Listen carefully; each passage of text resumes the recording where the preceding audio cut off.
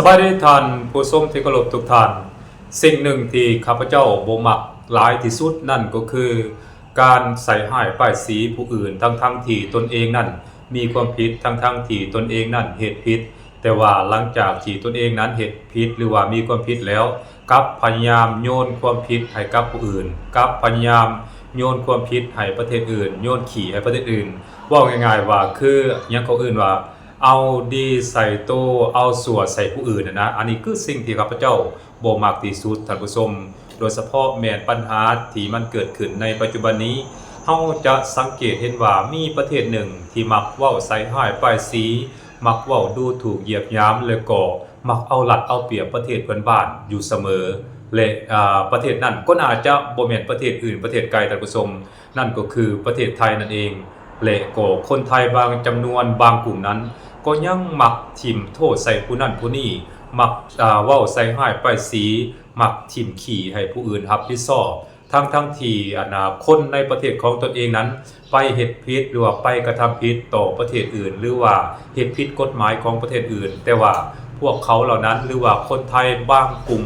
สำนักข่าวไทยบางกลุ่มบางส่วนก็ยังมักออกมาแก้ตัวว่าประเทศไทยคนไทยนั้นบ่ได้เฮ็ดอีหยังผิดเลยก็ส่วนหลายแล้วก็มักจะทิ่มโทษใส่ประเทศเพื่อนบ้านเป็นต้นแม่นประเทศกัมพูชาบ่ประเทศลาวบ่ประเทศพม่าบ่ช่วงก่อนๆนั้นเฮาก็มักจะปรากฏเห็นว่าทิ่มโทษใส่ประเทศเวียดนามนั้นแต่ว่าช่วงระยะหลังๆมานี้บ่ค่อยเห็นแล้วว่าไทยจะไปโทษประเทศเวียดนามเพราะว่าประเทศเวียดนามในปัจจุบันนี้ก็เริ่มพัฒนาเศรษฐกิจของตนเองนะใกล้เท่ากับประเทศไทยหรืออาจจะมีบางโครงเขตเวียดนามนั้นก็แซงไทยไปเป็นที่เรียบร้อยแล้วเพราะฉะนั้นในระยะหลังๆมานี้พวกเฮาจึงบ่ค่อยเห็นประเทศไทยออกข่าวในลักษณะแบบดูถูกเหยียดหยามหรือว่า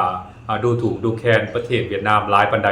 แต่สำหรับประเทศกัมพูชาประเทศลาวประเทศพม่านี่คนไทยบางกลุ่มบางส่วนแล้วก็บรรดายูทูบเบอร์พวกครีเอเตอร์พวกอินฟลูเอนเซอร์แล้วก็พวกสำนักข่าวไทยทั้งมีศาลเจ้าแล้วก็บ่มีศาลเจ้านี่นะก็ยัง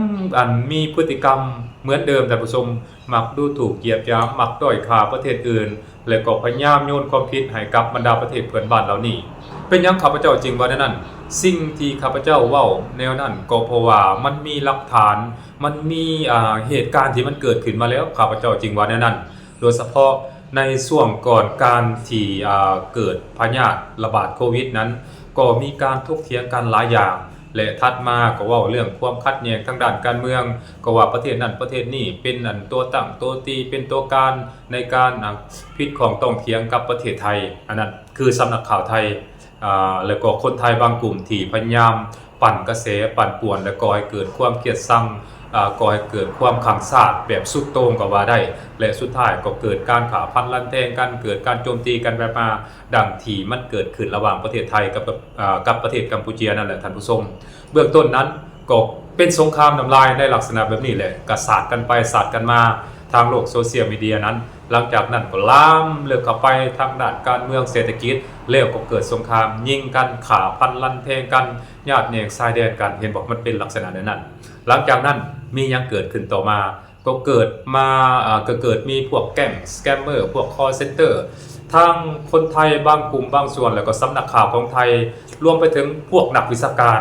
หลายคนเติบแหละข้าพเจ้าส่วนหลายนั่นแหละก็ได้ออกมาให้ข่าวว่าโอ้เขมรนั่นหรือว่ากัมพูชานั่นเป็นบ่อนซ่องสุมเป็นสถานที่ปฏิบัติการของแก๊งคอลเซ็นเตอร์ของพวกแก๊งสแกมเมอร์แล้วก็เป็นอีหยังเขาเอิ้นว่าคนเขมรหรือคนประเทศอื่นๆนะกับเป็นพวกสแกมเมอร์พวกคอลเซ็นเตอร์ส่วนว่าคนไทยนั่นก็โอ้ยเป็นคนดีมีศีลธรรมประมาณนั้นเห็นบ่แต่ว่าเวลาตำรวจหรือว่าทางการของกัมพูชายึดได้นั่นคนไทยน่ะที่ไปเฮ็ดเวียกเป็นแก๊งคอลเซ็นเตอร์น่ะเป็นหมื่นเป็นพันคนเห็นบ่ท่านผู้ชมมันเป็นแนวนั้นความจริงมันเป็นแนวนั้นบัดนี้สำหรับอยู่ประเทศลาวของพวกเฮาก็เช่นเดียวกันเนาะเวลาจับพวกแก๊งคอลเซ็นเตอร์หรือว่าพวกแก๊งสแกมเมอร์นะอันดับ1อันดับ2นี่ครับอันดับ1นี่ก็เป็นจีนและหลักๆเลยพวกแก๊งคอลเซ็นเตอร์พวกแก๊งสแกมเมอร์นี่อันดับ2มาแม่นประเทศใดแม่นประเทศไทยแม่นคนไทยถูกจับกุมขังอยู่ในประเทศลาวนะที่เขามาเคลื่อนไหวแบบผิดกฎหมายอยู่ในประเทศลาวของพวกเฮานี่นอกจากนั้นแล้วก็ยังเข้ามาเฮ็ดผิดกฎหมายในการดำเนินธุรกิจการสอลาดบางหลวงนี่รวมกับนักการเมืองของลาวบางกลุ่มเฮ็ดผิดกฎหมายก็ถูกจับกุมขัง ถูกอันตัดสินอิสรภาพตลอดชีวิตก็มีเห็นบ่มันเป็นลักษณะแบบสั้นถูกอันทางการลาวนี่ส่งกลับไปประเทศไทยหลายร้อยคนด้วยกันได้ท่านผู้ชมพวกแก๊งสแกมเมอร์หรือว่า พวกแก๊งคอลเซ็นเตอร์ที่เป็นคนสัญชาติไทยเนี่ยนะส่งกลับไปประเทศไทยหลังจากดำเนินคดีตัดสินคดีความแล้วหรือบางกรณีก็บ่ได้ตัดสินคดีก็ส่งกลับไปให้ทางการไทยนั้นดำเนินการสืบสวนสอบสวนต่อไปแต่ว่าที่แน่ๆนั้นพวกกลุ่มคนไทยเหล่านี้นั้นเข้ามาเกี่ยวข้องกับการเฮ็ดผิดกฎหมายอยู่ในประเทศลาวของพวกเฮาอย่างชัดเจนที่สุดท่านผู้ชมเข้ามาในนามนักท่องเที่ยวหลังจากนั้นก็กลายเป็นพวกแก๊งสแกมเมอร์พวกคอลเซ็นเตอร์แต่ว่าเวลากลับไปไทยแล้วเห็นบ่ทางการไทยหรือว่าพวกสำนักข่าวของไทยมันว่าใดๆมันก็ว่า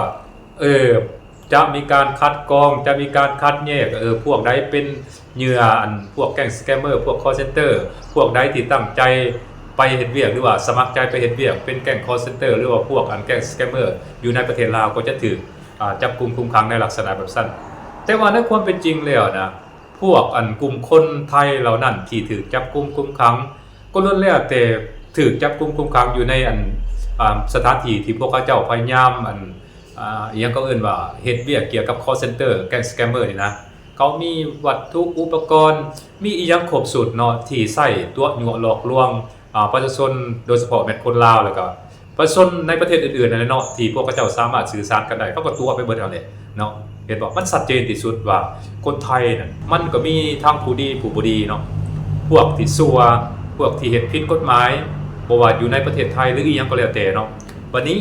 สำหรับข้อกล่าวหาอันหนึ่งที่มันหนักและมันหายแฮงคือข้าพเจ้าฟังในระยะมื้อซื่นมื้อก่อนนะข้าพเจ้าเห็นปปสของไทยซึ่งปปสนี้ก็เป็นภาคส่วนที่เฮ็ดหน้าที่เกี่ยวข้องกับการปราบปรามยาเสพติดนี่แหละท่านผู้ชมสาเหตุมันก็สืบเนื่องมาจากการที่ทางการออสเตรเลียนะกับทางการของศรีลังกานั้นจับเฮโรอีนที่มีต้นทางนำเข้าจากประเทศไทยไปยังประเทศออสเตรเลียประเทศศรีลังกาได้หลังจากนั้นก็มีการสืบสวนสอบสวนกันไปแล้วก็ได้มีการจับกุมพวกที่ร่วมกระบวนการพวกที่อยู่ในเครือข่ายนะแล้วก็ลามมาเนาะพวกปปสของไทยแล้วก็ไปจับกุมคุมขังเอาพวกที่เกี่ยวข้องอะไรอันนี้ข้าพเจ้าก็บ่ฮู้แน่ชัดเนาะต้องไปเบิ่งรายละเอียดเพิ่มเติมเนาะว่ามันเป็นจังได๋แต่ว่าสิ่งที่มันบ่ควรเกิดขึ้นนั่นก็คือเจ้าหน้าที่ปปสของไทยนั้นได้ซี่มือมาใส่ประเทศลาวได้ซี่นิ้วมาใส่ประเทศลาวว่าประเทศลาวโดยเฉพาะแม่นสามเหลี่ยมคำนี้เป็นฐานการผลิตยาเสพติดโดยเฉพาะแม่นเฮโรอีนโคเคนอีหยังพวกนี้แหละเนาะประเทศไทยบ่แม่นฐานการผลิตประเทศไทยเป็นเพียงทางผ่านของการค้าขายยาเสพติดเท่านั้นอันนั้นคือพวกปปสหรือว่าทางการไทยได้ออกมาให้ข้อมูลในลักษณะแบบนั้นทั้งที่แบบว่าข้อมูลอีหยังต่างๆหลักฐานพยานต่างๆนั้นทางการไทยเองก็ยังบ่สามารถเปิดเผยออกมาได้ว่าพวกที่อยู่ในสามเหลี่ยมคำนะพวกที่มีส่วนเกี่ยวข้องในการค้าขายยาเสพติดโดยเฉพาะแม่นเฮโรอีนนี่นะว่ามันแม่นกลุ่มใดมันแม่นไผกันแท้มันมีชื่อเสียงเรียงนามจังใดมันแม่นตึกใดมันแม่นอาคารหลังใดที่ใช้เป็นฐานการผลิตเฮโรอีนหรือว่าโคเคนนะแล้วก็ส่งไปประเทศไทยนะทางการไทยหรือว่าพวกปปสของไทยก็บ่ได้ออกมาเปิดเผยรายชื่อแล้วก็บ่ได้มาขอความช่วยเหลือหรือว่าประสานงานกับฝ่ายลาวแม้แต่น้อยเดียวเห็นบ่มันเป็นลักษณะแบบนั้นเว้าง่ายๆก็คือพยายามโยนความผิดมาให้ประเทศลาวพยายามโยนความผิดไปให้ประเทศพม่าว่าโอ้ประเทศพวกนี้แหละเป็นฐานผลิตยาเสพติดประเทศนี้แหละเป็นฐานส่งเสริมการกลุ่มก่อการร้ายกลุ่มก่ออาชญากรรมบ่แม่นประเทศไทยทั้งที่แบบบรรดาสำนักข่าวทางตะวันตกแล้วก็อาซีอีหยังสำนักข่าวอื่นๆรวมทั้งประเทศไทยแล้วก็บนโลกโซเชียลมีเดียมันก็บอกว่าพวกเฮโรอีนนี่นะมันมาจากประเทศไทยเนาะอันหนึ่งและข้าพเจ้าก็สังเกตว่าหลายๆครั้งที่มันมีเหตุการณ์เกิดขึ้นในลักษณะด้านลบไปสินะทางการไทยบอกพวกนักวิชาการพวกสื่อโซเชียลมีเดียของไทยนี่ก็มักจะโยนขี่ให้ประเทศลาวเด้มักจะโยนขี่ให้ประเทศลาวมักจะโยนขี่ให้ประเทศพม่าโยนขี่ให้ประเทศกัมพูชาโอ้ยไทยนี่เป็นคนดีมีศีลธรรมทั้งหมดเลยคนไทยนี่เป็นคนดีบ่เคยเฮ็ดผิดกฎหมายบ่เคยค้าขายสิ่งผิดกฎหมายสิ่งเสพติดอีหยังทั้งสิ้นแต่ว่าเวลาพวกเกาหลีบ่พวกญี่ปุ่นบ่พวกตะวันตกบ่มันสืบสวนสอบสวนไปพวกแก๊งคอลเซ็นเตอร์อยู่ในประเทศไทยนะพวกแก๊งสแกมเมอร์อยู่ในประเทศไทยแล้วก็อยู่ในประเทศกัมพูชานะโดยเฉพาะอยู่ในประเทศกัมพูชาเนี่ยนะโตการใหญ่หัวโปใหญ่แม่นนักการเมืองของไทยเป็นผู้ไปลงทุนเห็นบ่ใช้ฐานประเทศอื่นเป็นบ่อนซ่องสุม แล้วก็เป็นบ่อนเฮ็ดผิดกฎหมายเห็นบอกมันเป็นลักษณะประสาทอันนี้มันมีจริงเนาะท่านใดบ่เชื่อก็ลองไปค้นคว้าหาข้อมูลเพิ่มเติมได้บ่ว่าจะเป็นวิดีโอจากโลกโซเชียลมีเดียหรือบ่ก็จากสำนักข่าวอื่นๆเนาะโดยเฉพาะเป็นสำนักข่าวตะวันตกถ้าว่าพวกท่านไปบริโภคข้อมูลข่าวสารที่มันเกิดขึ้นจากฝั่งของไทยโดยเฉพาะจากนักวิชาการของไทยจากพวกสำนักข่าวของไทยนี่ข้าพเจ้าเชื่อแน่ว่ามันก็อาจจะมีแต่มีน้อยที่สุดพวกเขาเจ้าบ่เคยวิพากษ์วิจารณ์การกระทำผิดของตัวเองจักเทื่ออันนั้นคือสิ่งที่ข้าพเจ้าบ่ค่อยเห็นในสื่อโซเชียลมีเดียของไทยพวกเขามักจะออกมาแก้ตัวเอากันมักจะมาฟอกขาวเอากันในลักษณะแบบนี้พร้อมกันนั้นมันก็ยังมีนักวิชาการไทยพวกยูทูบเบอร์พวกครีเอเตอร์พวกอินฟลูเอนเซอร์รวมทั้งสำนักข่าวก็เซรักและก็เซรองของไทยนี่ก็ยังได้ป้ายสีไปยังประเทศจีนอีกเลยโดยเฉพาะคนป้ายสีคนจีนเนี่ยนะว่าจีนเท่าแนวนั้นแนวนี้อันนี้ข้าพเจ้าเองก็บ่แน่ใจว่าจีนเท่านี่มันหมายความว่าจังไดเนาะเป็นจีนที่เขาไปเฮ็ดค้าขายผิดกฎหมายบ่เป็นเฮ็ดธุรกิจผิดกฎหมายอยู่ในประเทศไทยบ่เป็นแก๊งที่มีอิทธิพลบ่อันนี้ข้าพเจ้าก็บ่แน่ใจเนาะแต่ว่ามันก็น่าจะเป็นแนวนั้นแหละไทยจึงออกมาให้สัญญาว่าจีนเท่าคันแม่นญี่ปุ่นกับแก๊งยากุซ่าประมาณนี้นะวันนี้พวกที่เขาไปเฮ็ดผิดกฎหมายอยู่ในประเทศไทยนะมันก็มีหลายเด้เนาะประเทศลาวนี่ก็มีเนาะประเทศลาวประเทศพม่าประเทศกัมพูชาประเทศจีนประเทศเวียดนามประเทศในสหภาพยุโรปแล้วก็สหรัฐอเมริกามีหลายๆประเทศนะในขอบเขตทั่วโลกนี่เข้ามาเฮ็ดผิดกฎหมายในประเทศไทยนั้นมีการตั้งกลุ่มก้อนมีการตั้งอิทธิพลมืดมีกลุ่มอิทธิพลมืดอีหยังต่างๆเต็มไปหมดอยู่ในประเทศไทยนะเลยข้าพเจ้าก็อยากถามกลับไปว่าไทยจะตั้งสื่อให้กลุ่มที่เฮ็ดผิดกฎหมายอยู่ในประเทศไทยนะโดยบ่แม่นคนจีนนะโดยเฉพาะแม่นพวกที่มาจากยุโรปพวกที่มาจากอเมริกาพวกที่มาจากอิสราเอลนี่ไทยสิเอิ้นว่ากลุ่มคนเหล่านั้นเป็นสีหยังอันนั้นข้าพเจ้าก็อยากรู้คือกันบ่เห็นไทยตั้งฉายาให้เขาเจ้าจักเทื่อมีแต่ตั้งให้กับจีนนี่แหละเนาะแล้วก็ตั้งให้กับลาวกัมพูชาพม่าจีนนี่ก็ตั้งว่าเป็นจีนเฒ่าคันว่าลาวกัมพูชาพม่าหรือว่าเวียดนามนี่ก็ว่าพวกต่างดาวแต่ว่าสำหรับยุโรปบ่สหรัฐอเมริกาผมบ่เคยเห็นเลยว่าพวกนักวิชาการไทยพวกสำนักข่าวของไทยนี่ตั้งฉายาให้ครับเขาเจ้าแนวใดเนาะอาจจะตั้งมาเฟียบ่หรือแนวใดข้าพเจ้าก็บ่ฮู้เนาะบัดนี้มีอีกกรณีหนึ่งที่น่าสนใจคือกรณีกัญชากรณีกัญชานี้มีทั้งเกาะฮ่องกงเนาะอินโดนีเซียโปแลนด์และก็เยอรมันกวดพบหรือว่าจับกุมหั่นแหละจับกุมพวกกัญชาที่มีต้นทางนำเข้าจากประเทศไทยเนาะมีต้นทางนำเข้าจากประเทศไทยทางกวดคนเข้าเมืองของเยอรมันโปแลนด์อินโดนีเซียฮ่องกงนี่จับได้ว่ากัญชาดังกล่าวนี้แม่นนำเข้าจากประเทศไทยเนาะเห็นบ่เวลาที่ทางการต่างประเทศบ่ว่าจะเป็นการจับกลุ่มเฮโรอีนของศรีลังกาของออสเตรเลียแล้วก็การจับกลุ่มกัญชาของโปแลนด์เยอรมนีฮ่องกงอินโดนีเซียเนี่ยนะมันเป็นเวลาที่ไล่เลี่ยกันแล้วก็ประเทศที่เป็นต้นทางในการจับสิ่งของผิดกฎหมายแล้วนี่ส่งสิ่งของผิดกฎหมายแล้วนี่ออกไปยังต่างประเทศนั้นแม่นต้นทางมาจากประเทศเดียวกันนั่นก็คือประเทศไทยเห็นบ่ประเทศไทยทั้งนั้นเพราะฉะนั้นสีใส่ของอ้างแบบไรละบาดเนี่ยเนาะโดยเฉพาะรัฐบาลของไทยนี่ในยุคสมัยของอนุทินเป็นนายกรัฐมนตรีนี่นะก็มีนโยบายอันหนึ่งที่อย่างก็ประชาชนคนไทยนี่สามารถสัมผัสและก็จับต้องได้คือนโยบายกัญชาเสรีแต่ว่านโยบายกัญชาเสรีของประเทศไทยนี้รายละเอียดข้าพเจ้าก็บ่ฮู้แน่ชัดว่านโยบายกัญชาเสรีนี้มันหับใส่จุดประสงค์อีหยังเนาะหับใส่จุดประสงค์ทางด้านการแพทย์บ่หรืออีหยังหรือว่าสามารถบริโภคได้ทั่วไปบ่อันนี้ก็ยังบ่แน่ใจเทื่อเนาะก็ให้แต่ละคนนั้นลองไปศึกษาเบิ่งให้มันละเอียดขึ้นตื่มเนาะแต่ที่แน่ๆกัญชาที่ปลูกอยู่ในประเทศไทยนะหลังจากมันปลูกหลายแล้วมันอาจจะล้นตลาดอยู่ในประเทศไทยแน่นอนมันก็ต้องซอกหาตลาดอยู่ต่างประเทศคือส่งออกไปยังต่างประเทศและการส่งออกไปยังต่างประเทศนั้นกฎหมายหลายๆประเทศก็ยังบ่ได้ระบุว่ากัญชานี้เป็นวัตถุหรือว่าเป็นพืชที่ถูกต้องตามกฎหมายหรือว่าเป็นสารเสพติดที่ถูกต้องตามกฎหมายหรือบ่อันนี้ยังได้มีแต่ประเทศไทยเท่านั้นตามที่ข้าพเจ้าสังเกตแล้วก็ประเทศสหรัฐอเมริกาบางรัฐเนาะอันนั้นเพราะฉะนั้นเวลาจะนำออกไปต่างประเทศปุ๊บมันก็จะผิดกฎหมายทันทีประเทศลาวประเทศกัมพูชาประเทศพม่าผิดกฎหมายทั้งนั้นรวมทั้งกระท่อมนำได้ประเทศลาวนี่ก็ผิดกฎหมายได้กระท่อมสำหรับประเทศไทยกระท่อมก็บ่ผิดกฎหมายกัญชาก็บ่ผิดกฎหมายเพราะฉะนั้นพวกเฮโรอีนพวกกัญชาเหล่านี้ล้วนแล้วแต่แม่นนำเข้ามาจากประเทศไทยทั้งนั้น คันว่านำเข้ามาจากประเทศไทยก็แสดงว่าคนไทยและเฮ็ดผิดกฎหมายแสดงว่าคนไทยและเป็นคนบ่ดีเห็นบ่มันก็เป็นแนวนั้นแหละเจ้าสิไปทิมโทษให้ผู้อื่นทิมขี้ให้ผู้อื่นไปเว้าใส่ร้ายป้ายสีให้กับประเทศอื่นโอ้อันนี้มันบ่ถูกต้องในตามที่ข้าพเจ้าสังเกตเนี่ยมันบ่ถูกต้องที่สุดเลยมันบ่มีจรรยาบรรณมันบ่ถูกต้องตามหลักวิชาการเนาะเหตุการณ์มันเกิดขึ้นอยู่ประเทศเจ้าก็ต้องชี้แจงตามความเป็นจริงจะต้องยอมรับความเป็นจริงเนาะบ่อยากให้เขาว่าคนดีบ่อยากให้มันเข้ากับคำสุภาษิตที่ว่าคนดีมักแก้ไขคนจังไรมักแก้ตัวนะประเทศไทยมันสิเป็นแบบซั่นได้คนไทยบางกลุ่มมันก็สิเป็นแบบซั่นเนาะ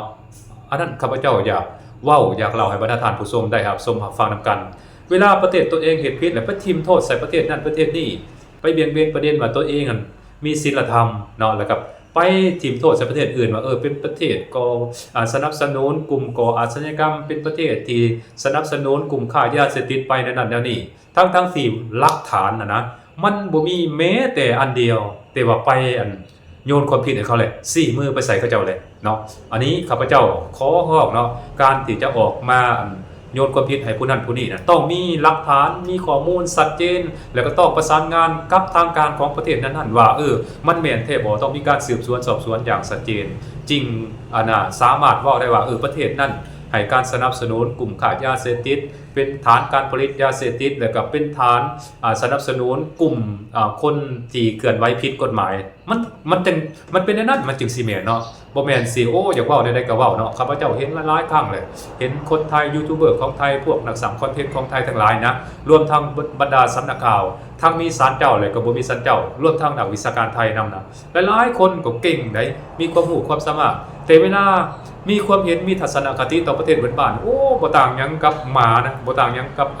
หมาบ่แดกหมาบ่อยากแดกเลยข้าพเจ้าฟังหลายๆคนที่เป็นนักวิชาการของไทยเว้านะบ่เป็นตาสะเทศหมาบ่แดกทั้งนั้นท่านผู้ชมอันนั้นข้าพเจ้าก็ขอฝากไว้ให้คิดทั้งคนลาวคนไทยคนกัมพูชาคนพม่าแล้วก็คนประเทศอื่นๆฟังแล้วก็คิดนํกันว่าสิ่งที่ข้าพเจ้าเว้าไปนี้มันถูกหรือมันผิดเนาะอย่าเว้าเอาดีใส่แต่ประเทศตัวเองหลายอย่าเว้าทิมให้ใส่ผู้นั้นผู้นี้เนาะต้องออกมาแสดงความจริงใจต้องออกมาแสดงความบริสุทธิ์ใจว่าตัวเองบ่ได้มีเจตนาว่าโฆษณาทับถมโจมตีประเทศนั้นประเทศนี้บ่ได้มีเจตนาที่จะทิมให้ป้ายสีหรือว่าเว้าใส่ให้ป้ายสีประเทศเพื่อนบ้านต้องแสดงความจริงใจแม้มันจึงสิถูกต้องเนาะอันนั้นข้าพเจ้าขอฝากไว้ให้คิดนำท่านผู้ชมณโอกาสนี้ด้วยท่านผู้ชมสบายดี